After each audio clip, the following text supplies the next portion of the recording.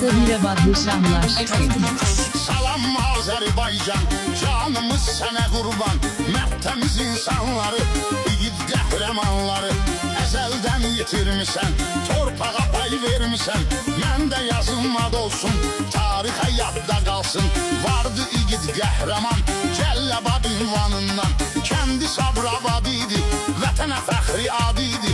Bu eldə bir igiddən, bir nur üzlü şəhiddən. Məndə lerikli İslam, danışacağım aram. Əsgərov Musa vardı, adı qürur iftixardı. Olub vətənlə bağlı, Musadı Əlfağa oğlu. O görmüş ağır sınaq, Cəbrail Əmmurovda. Kəlbəcərdə xidmətin, göstərib şücayətin. Düşmən üçün Əzrail, son döyüşü Cəbrail.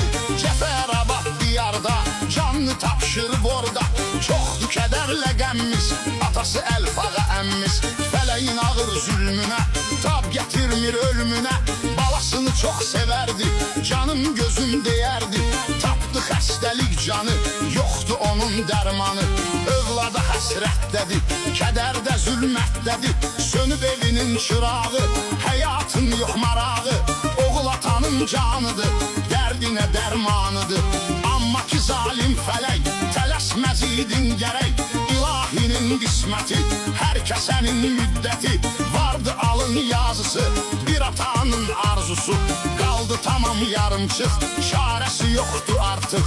Biz nə deyək söyləyək, həyatdır bu neyləyək. Allah rəhmət eyləsin, yerin cənnət eyləsin.